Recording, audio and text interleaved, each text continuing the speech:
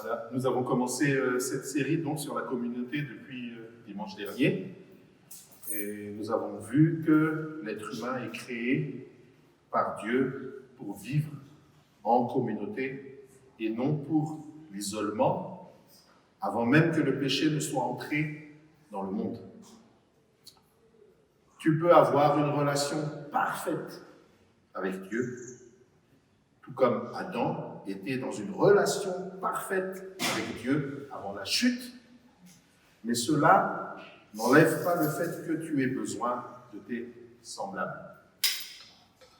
Nous avons vu également qu'avec l'entrée et la présence du péché dans nos vies, le péché affecte non seulement notre relation avec Dieu, mais également notre relation les uns avec les autres. Nous avons alors besoin de l'Évangile pour nous réconcilier avec Dieu, mais également pour nous réconcilier les uns avec les autres. L'Évangile est l'huile dont nous avons besoin pour que les frictions entre les pièces composant le moteur ne soient pas fatales au moteur. Et l'Évangile est ce que Dieu a accompli pour nous. Devant notre incapacité, notre faiblesse, notre impuissance, Dieu a remédié à notre problème. Dieu nous a donné la solution. Christ, la deuxième personne de la Trinité, s'est incarné. Il a pris notre condition humaine pour remédier au problème. Dieu s'est fait chair. Il est devenu homme en Jésus-Christ. Il a connu nos souffrances, nos douleurs, nos tentations, mais il n'a jamais péché. Il a vécu une vie de justice parfaite. Il a obéi à toute la loi de Dieu, ce que nous ne savons pas accomplir. Nous ne savons que pécher. Et justement, lui, qui est le seul juste, est allé à la croix pour être condamné et exécuté à notre place. Il a payé toute notre dette envers Dieu en mourant sur la croix. Il a été sacrifié pour être puni à notre place. Il a payé toute notre dette envers Dieu. Il n'est pas resté dans la mort. Le troisième jour, il est ressuscité des morts. Sa victoire ultime sur le péché et la mort. Donc un échange a eu lieu à la croix et à sa résurrection. Notre péché lui a été attribué à la croix. Et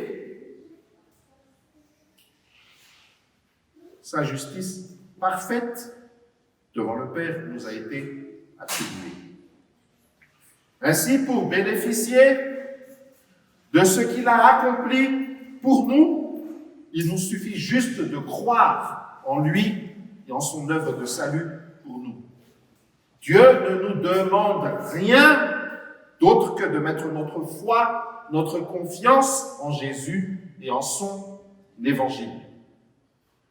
Il ne nous demande pas d'être bons ou d'être moralement mieux pour être sauvés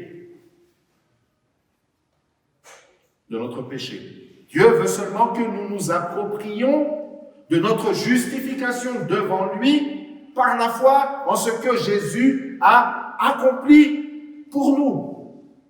Et aujourd'hui, nous sommes dans une période où nous attendons, non passivement, mais activement, son retour prochain.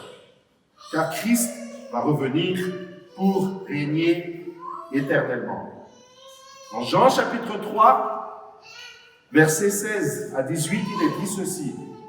Car Dieu a tant aimé le monde qu'il a donné son Fils unique, afin que quiconque croit en lui ne périsse point, mais qu'il ait la vie éternelle.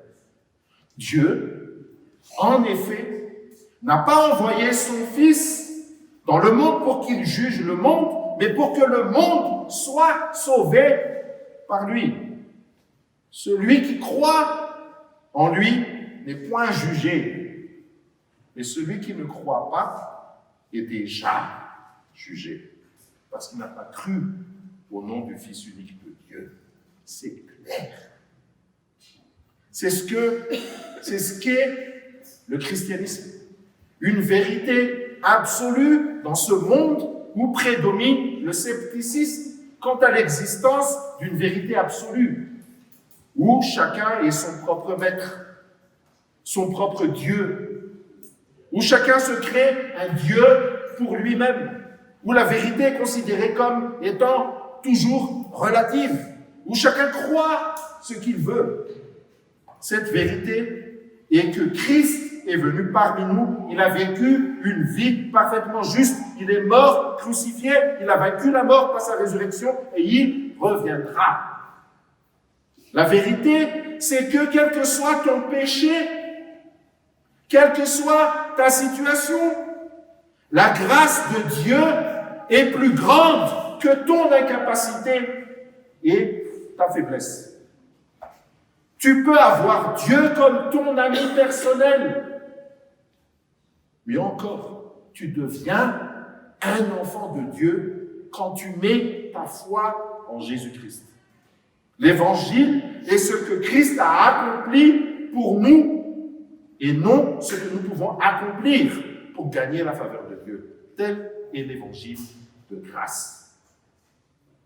L'évangile est le moyen pour Dieu de nous réconcilier avec lui et les uns avec les autres. Et c'est pourquoi la communauté chrétienne prend tout son sens. Dieu nous a sauvés pour faire de nous son peuple. Dieu ne nous a pas seulement sauvés pour échapper personnellement à l'enfer, pour que nous allions au paradis. C'est la notion cliché que nous avons du christianisme, c'est que ça. Il nous a sauvés pour nous adopter comme ses enfants. Dieu devient notre Père céleste. Il nous donne son esprit d'adoption qui nous permet de l'appeler Abba, Père. Il cesse alors d'être un Dieu lointain et inaccessible. Le Dieu tout-puissant, créateur de tout l'univers, lui-même incréé, éternel, omniscient, omniprésent, omnipotent, saint, devient ton papa. Waouh! C'est grand, c'est glorieux, c'est beau. J.I. Packer a écrit ceci. L'adoption est le plus grand privilège offert par l'Évangile. L'adoption est le plus grand privilège offert par l'Évangile. Ainsi, la communauté chrétienne est particulière. Elle n'est pas une organisation, une association, un groupe d'études bibliques, une école ou un club. Elle est la famille de Dieu dont il est le Père, sa maison. Elle est l'assemblée. Le peuple que Dieu s'est acquis pour lui-même par l'Évangile. Elle est l'Église de Jésus-Christ. La communauté chrétienne est à part. Elle est glorieuse. Elle n'est pas parfaite dans cette période entre la rédemption et la restauration de toutes choses. Entre la résurrection de Christ et le prochain retour de Christ. Entre le déjà et le pas encore, mais elle est déjà glorieuse. En fait, devant les yeux de Dieu, elle est déjà parfaite, car l'œuvre de rédemption accomplie par Christ pour nous est parfaite. Qu'est-ce que donc que cette communauté chrétienne? De qui elle est composée? La réponse, c'est qu'elle est composée des disciples de Jésus-Christ. Nous sommes une communauté de disciples. Vous voyez, nous sommes toujours des disciples de quelqu'un. Toujours. C'est un peu comme la question des idoles. Nous adorons toujours quelqu'un ou quelque chose. Personne n'est jamais neutre quant à la question de l'adoration. Nous sommes toujours gouvernés par quelque chose.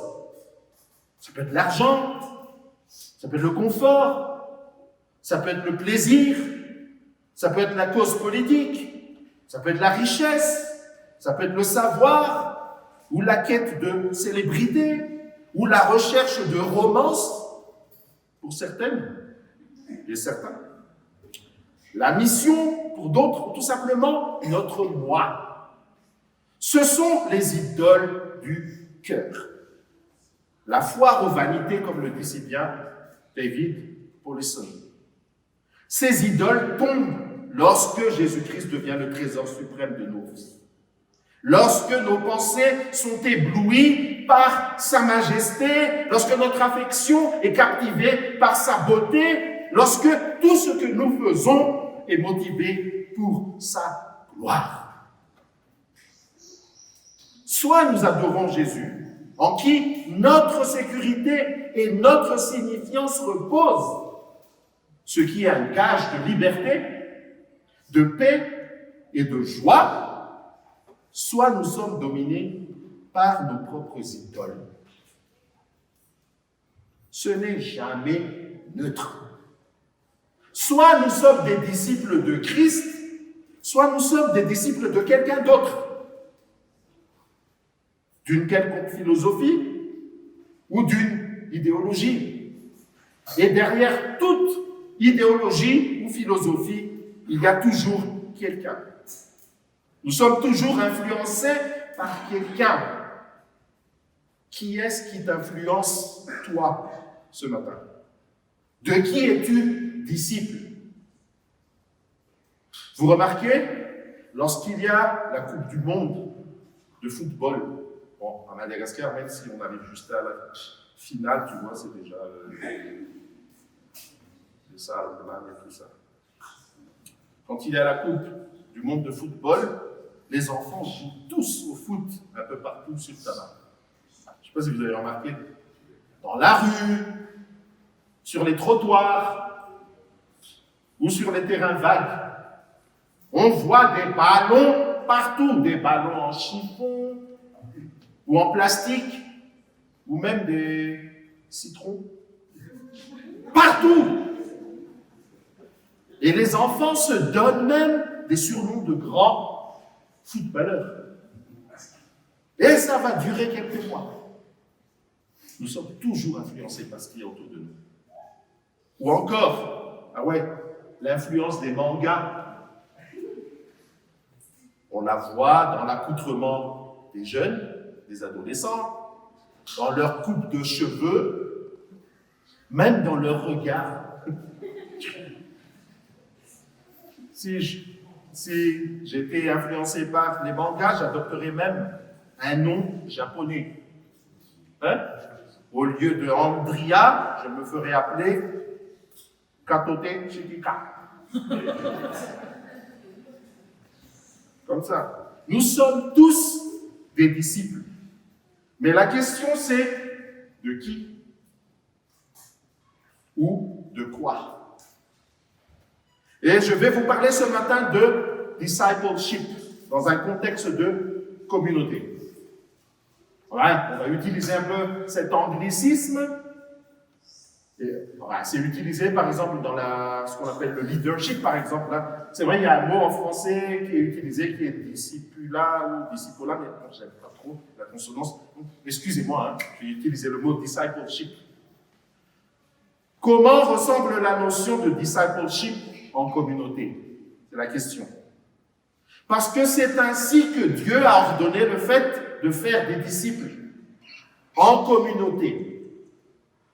Dieu, dans sa sagesse, parfaite telle que c'est révélée par les Écritures. Et nous sommes une communauté du livre, de la Bible et du Saint-Esprit.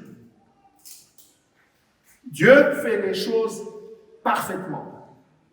Il est un Dieu absolument sage et souverain. Il ordonne comment les choses se font.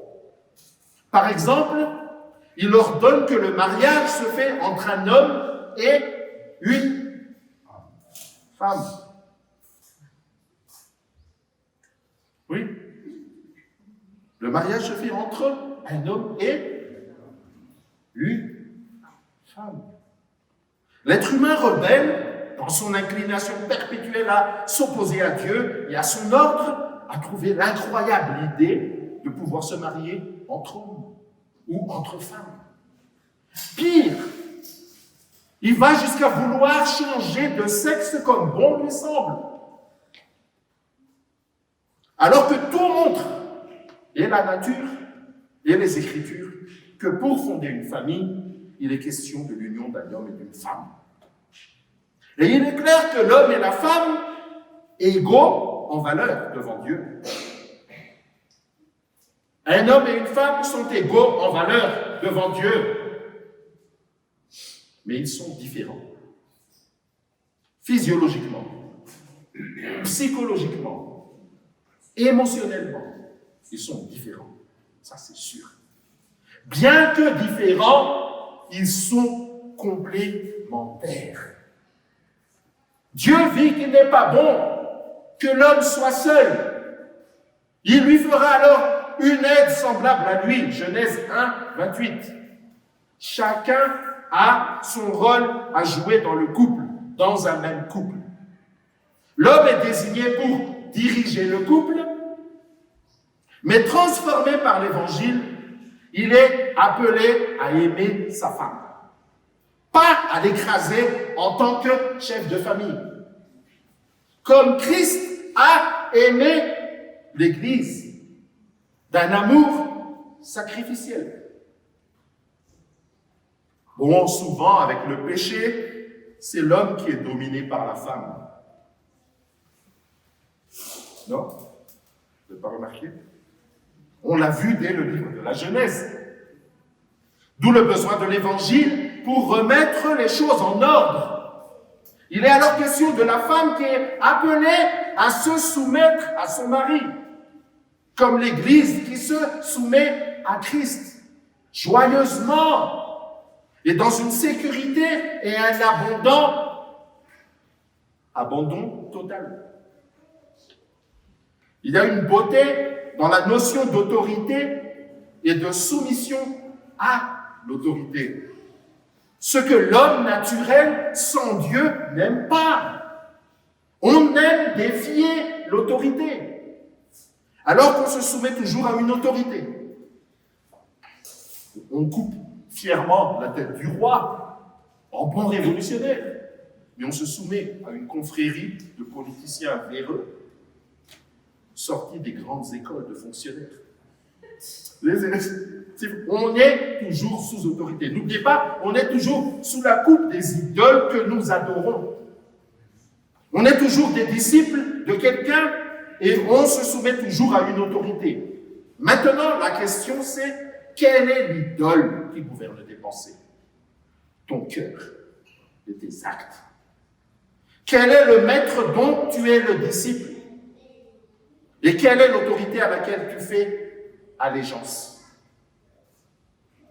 Dieu a bien ordonné les choses. Il a ordonné que faire des disciples se fasse en communauté. En tentant de faire des disciples en dehors de la communauté de l'Église, des groupes missionnaires ou des groupes bibliques produisent des chrétiens en mauvaise santé. Et des chrétiens qui vont faire face à des problèmes dans leur vie. Parce que le discipleship, comme Dieu l'a ordonné, se fait en Église, en communauté. C'est ce que nous allons voir aujourd'hui. Nous allons regarder à notre appel de faire des disciples de Jésus-Christ et comprendre que faire des disciples est communautaire. Nous allons d'abord voir notre premier texte après dans Luc 5, comment Jésus appelait ses premiers disciples. Souvent, lorsqu'un mot est utilisé à tout bout de champ, dans un contexte qui n'en est pas le bon, il perd de toute sa signification. Comme dans l'utilisation du mot amour. Johnny Hallyday lui dit amour. Il paraît qu'il s'y connaît vachement. On est au petit passage. Pierre Manu.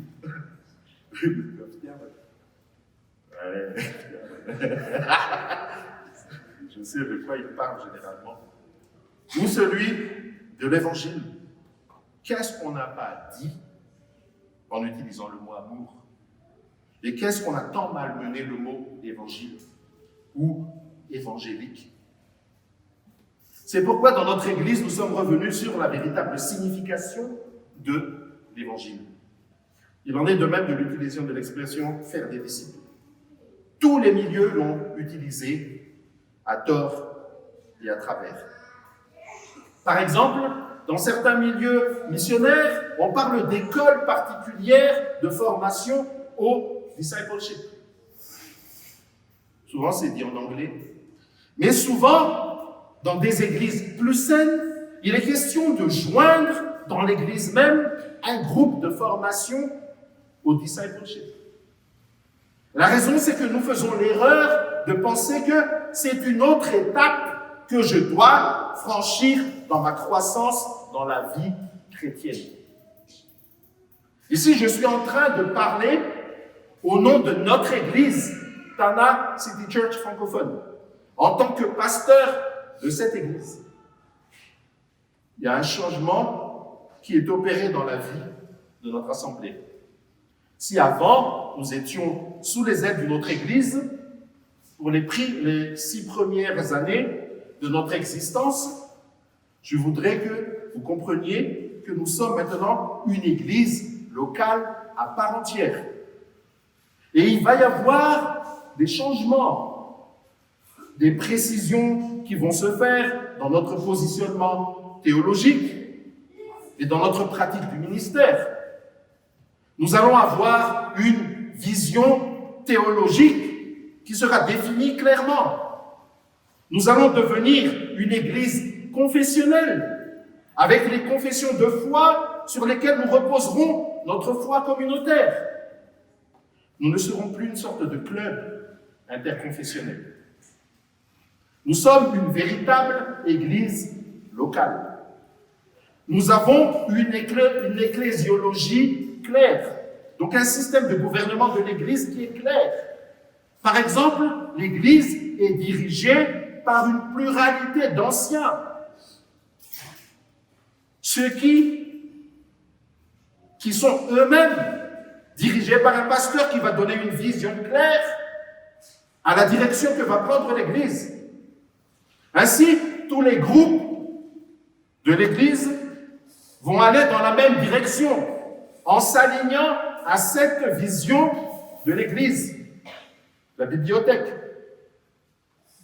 la bergerie, le groupe des jeunes, le groupe de musique, les dames, les hommes. Nous allons parler plus tard de tout cela. Nous allons avoir une sorte d'assemblée générale dans 2 ou 3 mois, lors de laquelle je vais vous partager ma vision à long terme et à moyen terme pour l'Église.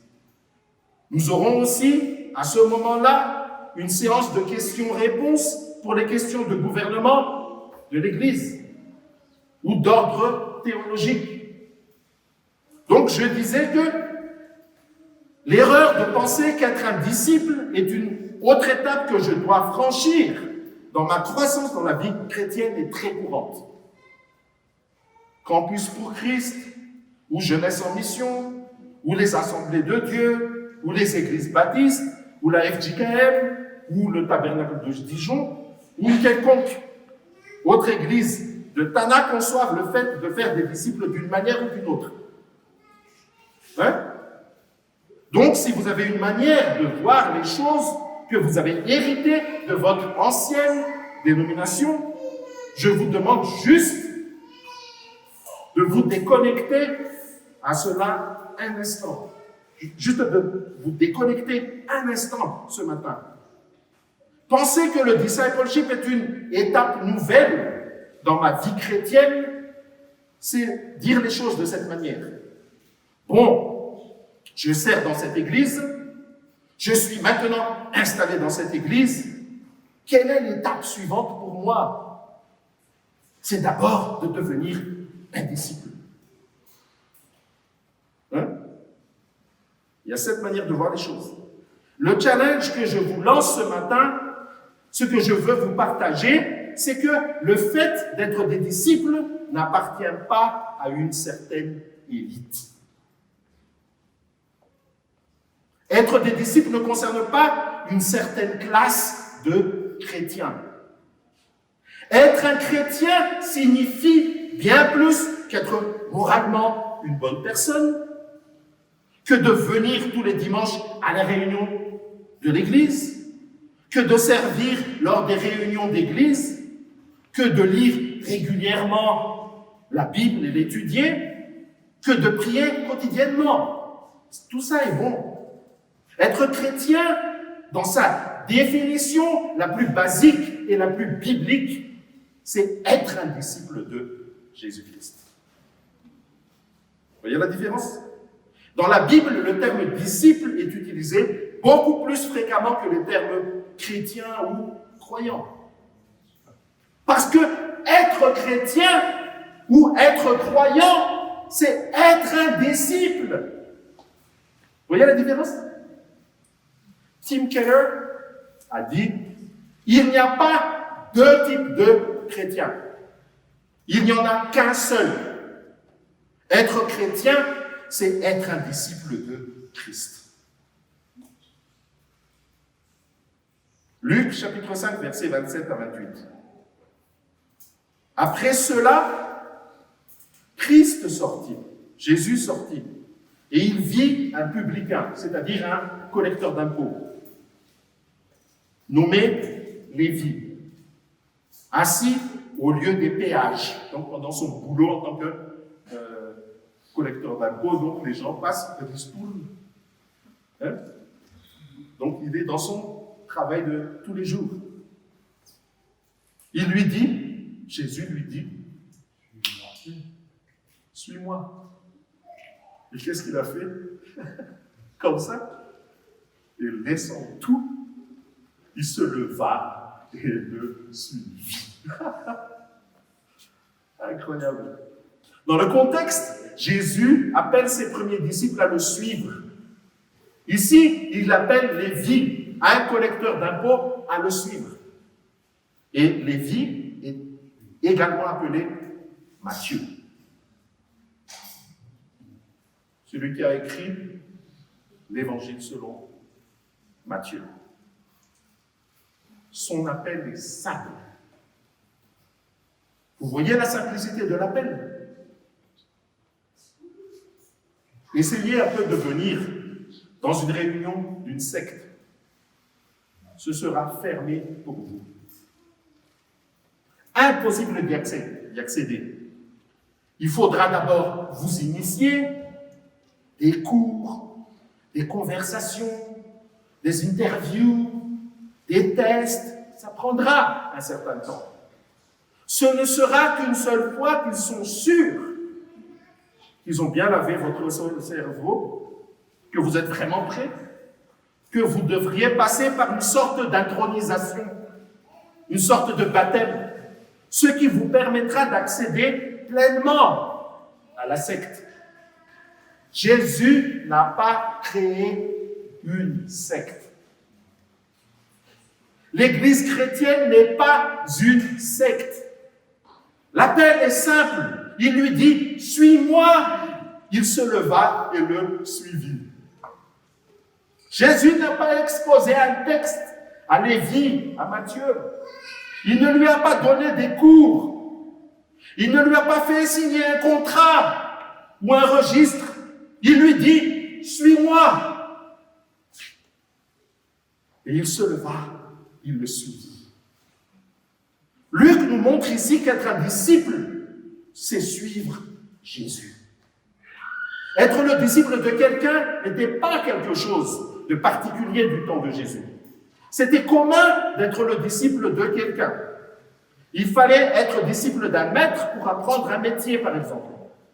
Pour avoir quelque capacité que ce soit manuelle, intellectuelle ou religieuse, il fallait se mettre sous l'enseignement d'une personne qui maîtrisait le sujet.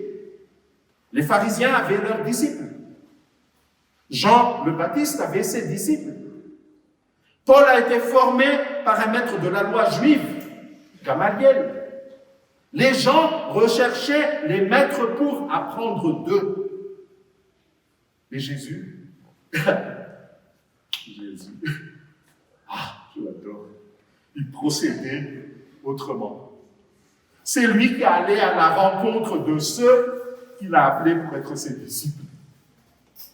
Et c'est lui qui initie le processus de discipleship. Remarquez, Pierre était en train de pêcher des poissons lorsque Jésus vint l'appeler. Matthieu était plongé dans son livre de comptabilité au lieu de péage lorsque Jésus l'appela. Ce ne sont pas les gens qui vont à la rencontre de Jésus pour le suivre. C'est Jésus qui vient à leur rencontre, alors qu'ils sont occupés dans leurs propres affaires de tous les jours. Il vient vers chacun d'eux et il dit « Suis-moi ». Le discipleship, c'est suivre la personne de Jésus. Ce n'est pas autre chose. Ce n'est pas suivre des cours ou quelque autre chose abstraite. C'est suivre Jésus. L'objectif du discipleship, c'est d'avancer toujours plus près de Jésus et de lui ressembler toujours plus. Le but du discipleship, c'est Dieu lui-même. Si Dieu n'est pas au centre, quels que soient les programmes que nous suivons, ce n'est pas du discipleship. Jésus n'appelle pas seulement ses disciples à le suivre. Il leur explique dès le début ce que ça implique d'être un disciple de Christ.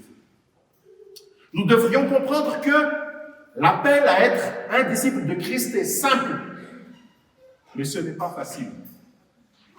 Ça coûte d'être un disciple de Christ. C'est coûteux. Il y a un prix à payer. Nous allons passer au chapitre 14 de Luc. Entre Luc 5 et 14, Jésus enseignait beaucoup. Parfois à coup de paraboles. Et la foule le suivait.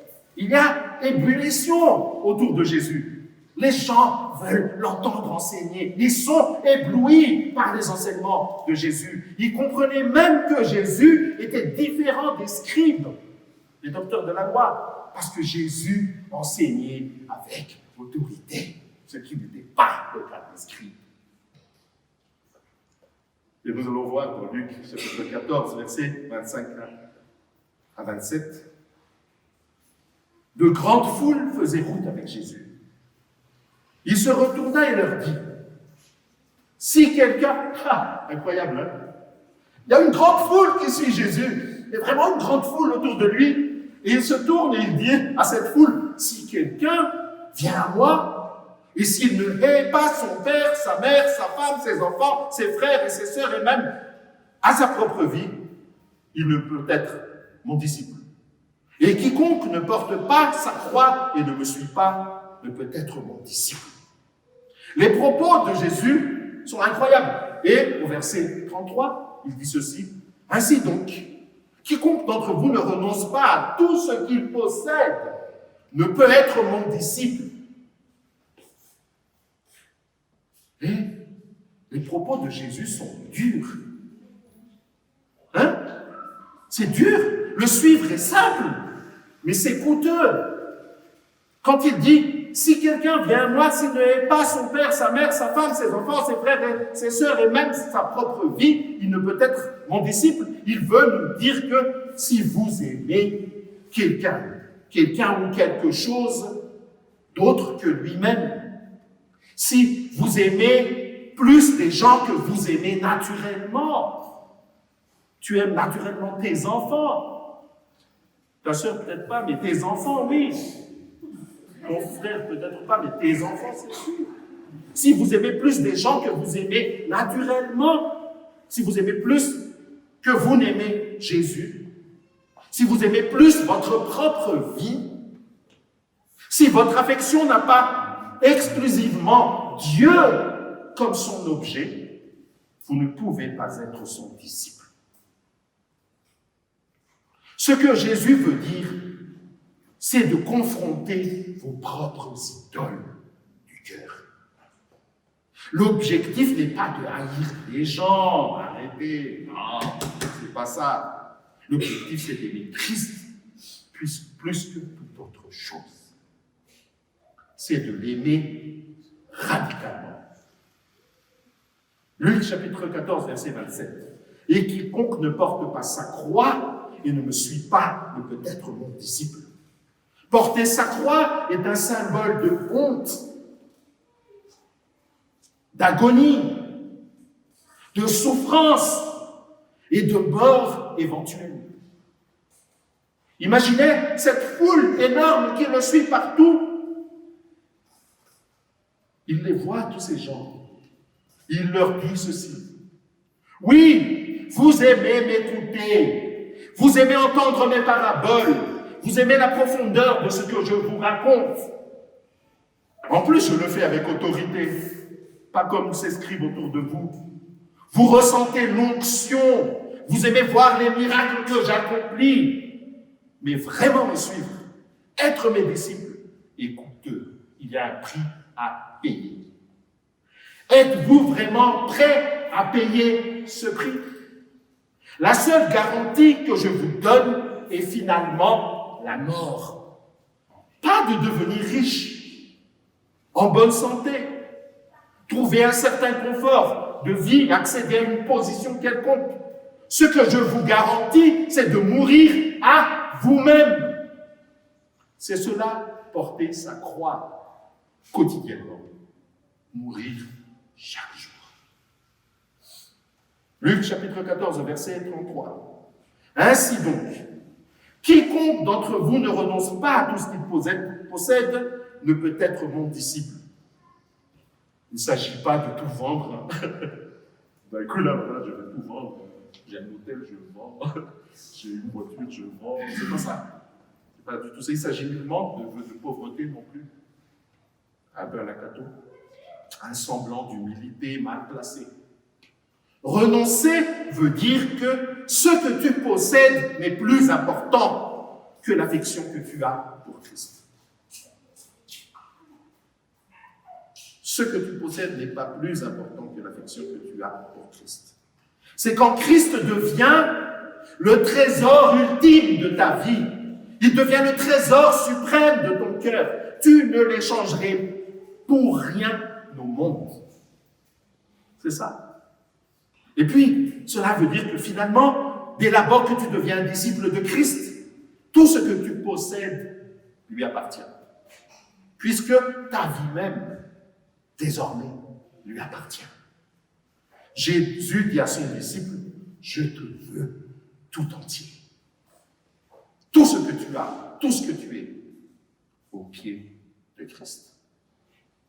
C'est un défi pour notre culture égocentrique, consumériste, du moi d'abord.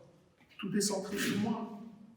C'est un défi pour notre culture qui veut amasser autant de possessions que possible.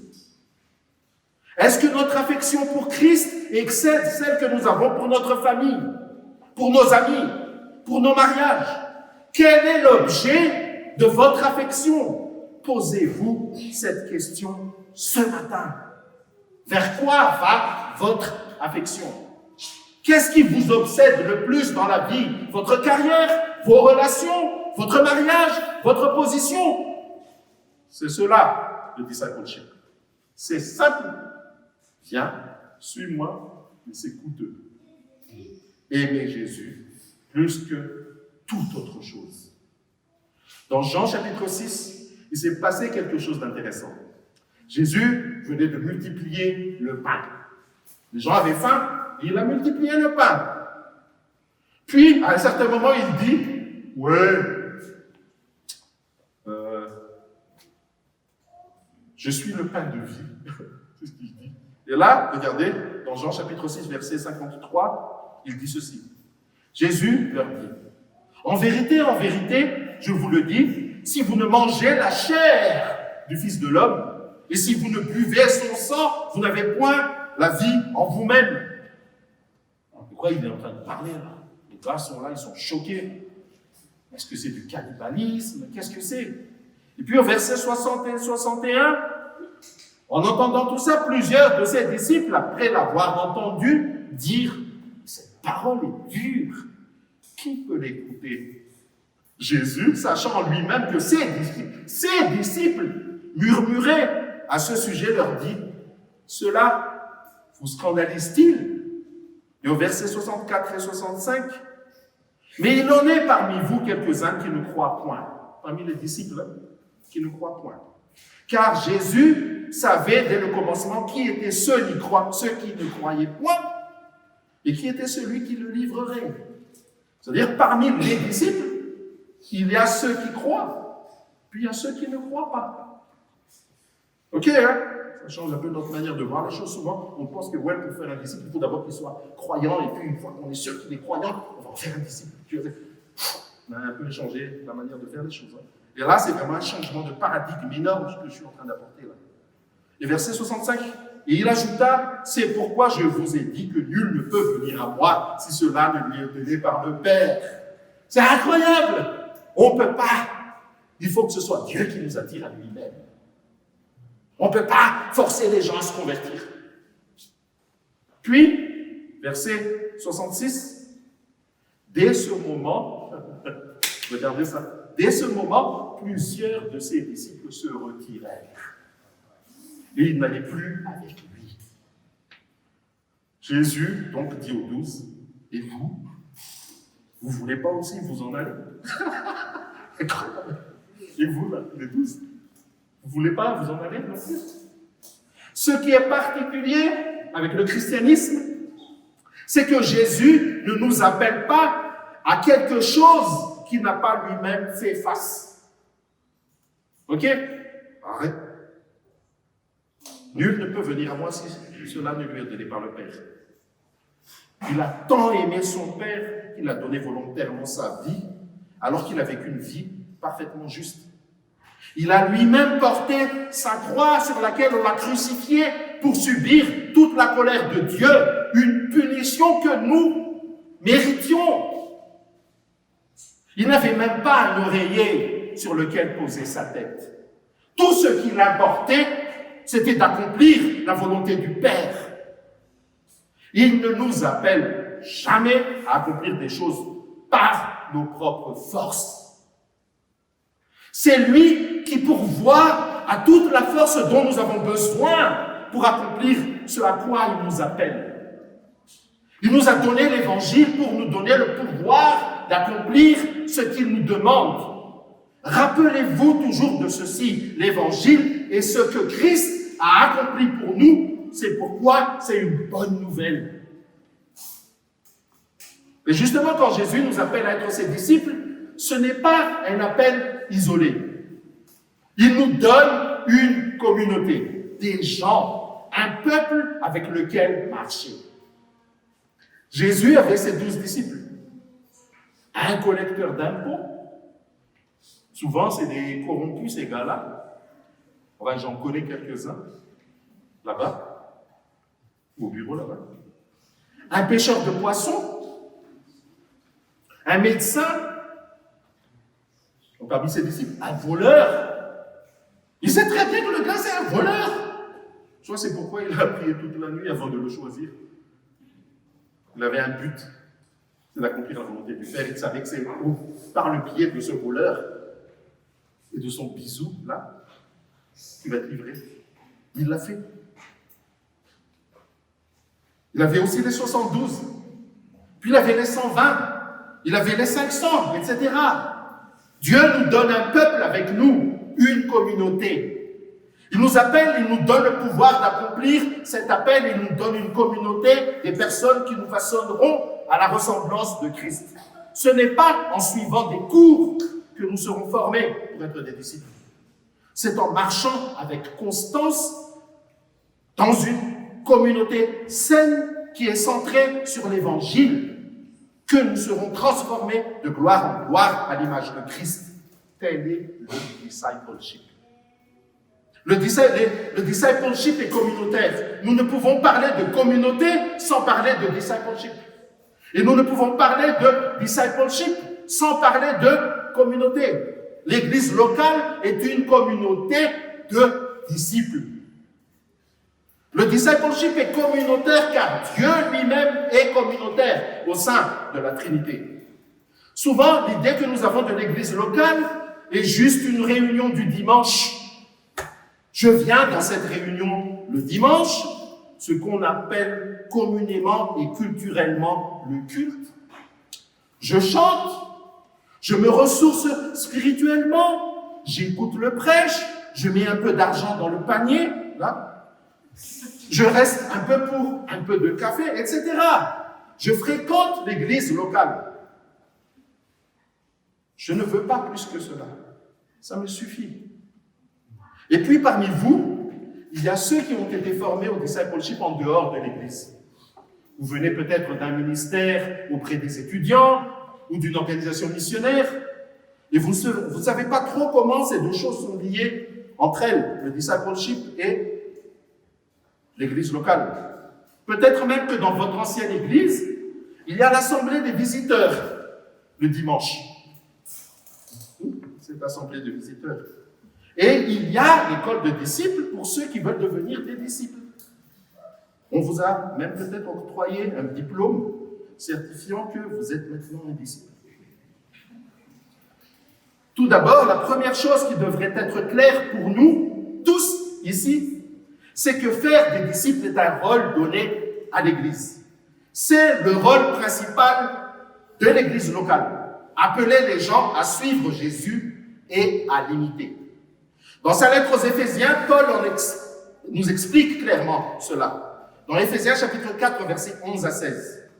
Et il a donné les uns comme apôtres, les autres comme prophètes, les autres comme évangélistes, les autres comme pasteurs et enseignants, pour le perfectionnement des saints en vue de l'œuvre du ministère et de l'édification du corps de Christ. Il s'agit de l'œuvre du ministère du corps de Christ et de l'édification du corps de Christ. C'est pour ça que je parle toujours du ministère collectif. Il n'y a jamais de ministère personnel. Jusqu'à ce que nous soyons tous parvenus à l'unité de la foi et de la connaissance du Fils de Dieu, à l'état d'homme fait, mature, à la mesure de la stature parfaite de Christ, afin que nous ne soyons plus des enfants flottants et emportés à tout votre vent de doctrine par la tromperie des hommes, par leur ruse dans les moyens de séduction, mais que, professant la vérité de l'Évangile, dans l'amour, la charité, nous croissions à tous égards en celui qui est le chef, la personne de Christ. C'est de lui, Jésus, et grâce à tous les liens de son assistance, que tout le corps bien coordonné, il s'agit d'un corps bien coordonné, en formant un solide assemblage, tire son accroissement, sa croissance, selon la force qui convient à chacune de ses parties. Dieu donne la force dont nous avons besoin et s'édifie lui-même dans l'amour, la charité. Nous sommes tous appelés à servir et à édifier le corps de Christ, l'Église. Les ministères dans l'Église existent pour équiper, former, perfectionner tous les saints en vue de les amener à servir et édifier le corps de Christ jusqu'à ce que nous soyons tous parvenus à l'unité de la foi et de la connaissance de Christ à maturité. Nous cesserions alors d'être emportés, ça et là, à tout vent de doctrine, de nouveautés, de modes, de tromperies, etc. Le discipleship se fait en église locale. Nous ne pourrions voir Christ formé en nous qu'en communauté, la communauté de l'église locale. Pose-toi la question. Est-ce que l'église locale est vraiment importante dans ma croissance, dans la marche avec Dieu? Est-ce que vivre ma vie chrétienne, est-ce que le fait de vivre ma vie chrétienne entre seulement moi et Dieu me suffit? Il y a un gars que je connais, peut-être que vous le connaissez aussi, mais je ne vais pas dire son nom aujourd'hui. qui est un bon chrétien? Il est converti. Ouais, vous pensez ce qu'il dit. Il aime Jésus. Il prie régulièrement. Il lit sa Bible tous les jours. Et puis il écoute chaque jour 1 ou 2 sermons de podcast dans son casque. Et puis, il a un ami chrétien avec qui il se sent redevable. Ils s'encouragent l'un l'autre. Ils se voient régulièrement, ils lisent même les mêmes livres. En ce moment, ils sont en train de lire un livre de théologie systématique. Ils projettent même d'aller en école de théologie parce qu'il est sûr que Dieu a un grand appel pour lui dans le ministère. Son ministère personnel. Mais ils n'aiment pas la manière dont est dirigée l'Église. Ils n'aiment pas le style de musique de l'Église. Il y a encore moins les anciens de l'Église. Il a finalement quitté l'Église. C'est pour ça qu'il n'est pas là aujourd'hui. En plus, il n'aimait pas le fait que les gens se mêlaient de ses affaires personnelles. Ça, il n'aimait pas. Il lui demandait des questions trop personnelles. Après tout, ce qu'il voulait, c'est qu'on le laisse tranquille. Tout se passe entre lui et Dieu. Il est un disciple privé de Dieu. Et beaucoup de gens autour de nous voient la marche chrétienne de cette manière.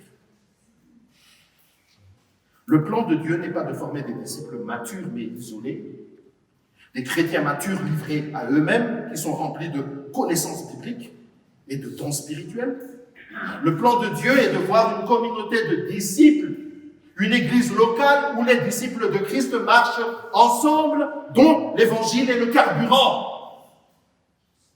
Un endroit où chaque disciple est connu des autres disciples. On se connaît, où tu peux être vulnérable, montrer que tu es faible, tu peux pleurer autant que tu veux, car tu es en sécurité. Ou quand tu es absent, on le remarque.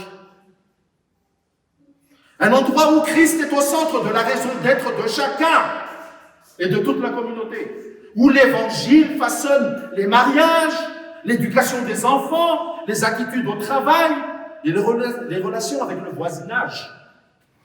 L'évangile de grâce.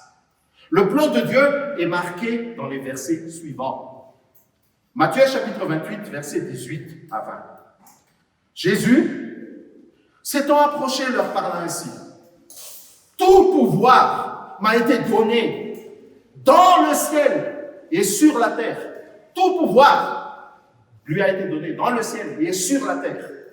Allez, faites de toutes les nations des disciples, les baptisant au nom du Père, du Fils et du Saint-Esprit, et enseignez-leur à observer tout ce que je vous ai prescrit. Et voici, je suis avec vous tous les jours, jusqu'à la fin du monde. Ici, je vous demanderai encore une fois d'oublier ce qu'on vous a appris, ce qu'on vous a enseigné, ou ce que vous avez cru depuis des décennies.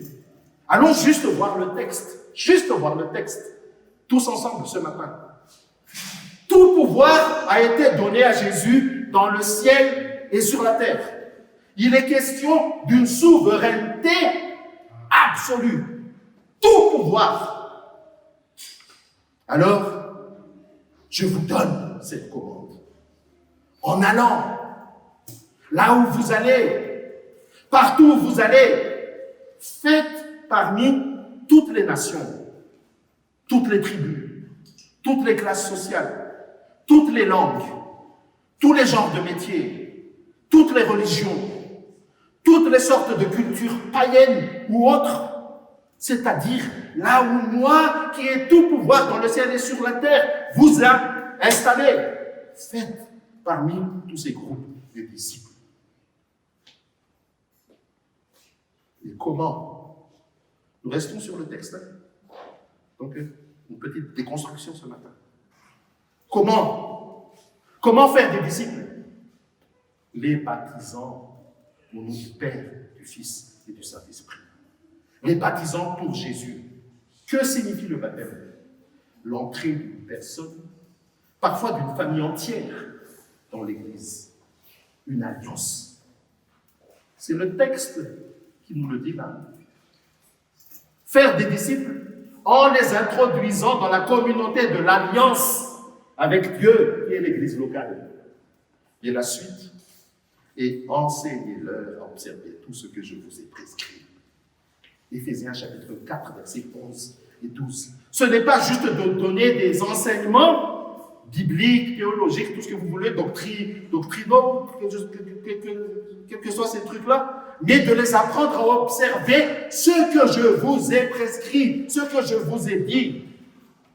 Et écoutez-moi bien, si la loi, dans la Bible, dit œil pour œil, dent pour dent, moi, Jésus, je vous dis, si on vous donne une gifle sur une joue, tendez l'autre. On vous vole un blouson, donnez aussi votre manteau. Alors que la loi, c'est œil pour œil, dent pour dent. Mais comment c'est possible? C'est impossible, comment? On te fout une baffe là, et dans l'autre. Comment c'est? Naturellement, pour nous, c'est impossible. Mais comment c'est possible? Car tout pouvoir m'a été donné dans le ciel et sur la terre, et voici, je suis avec vous tous les jours, à chaque instant, à tout moment, jusqu'à la fin du monde. C'est lui qui donne la force. Parce qu'il t'a transformé. C'est quoi faire des disciples selon ce texte? Les baptisant, les introduisant dans l'église locale, et enseignez-leur à observer tout ce que je vous ai prescrit. C'est notre boulot. Notre rôle est d'introduire les gens en église et de leur enseigner. Et qu'est-ce que nous enseignons? L'évangile. À qui? À ceux du dehors. Puis, nous continuerons à enseigner l'évangile à ceux du dedans. Le reste est l'œuvre de Dieu. Il sauve qui il veut. Jésus avait 12 disciples. Parmi ces 12, il y avait des croyants et un incroyant. Dieu seul sait qui est qui. Il en est de même de nos églises locales. Nous baptisons, donc nous les introduisons en église, et nous enseignons l'évangile. En d'autres termes, nous faisons des disciples. C'est notre part. Et Dieu seul sauve qui il veut parmi ses disciples. Parmi vous, je ne sais pas qui est croyant et qui ne l'est pas.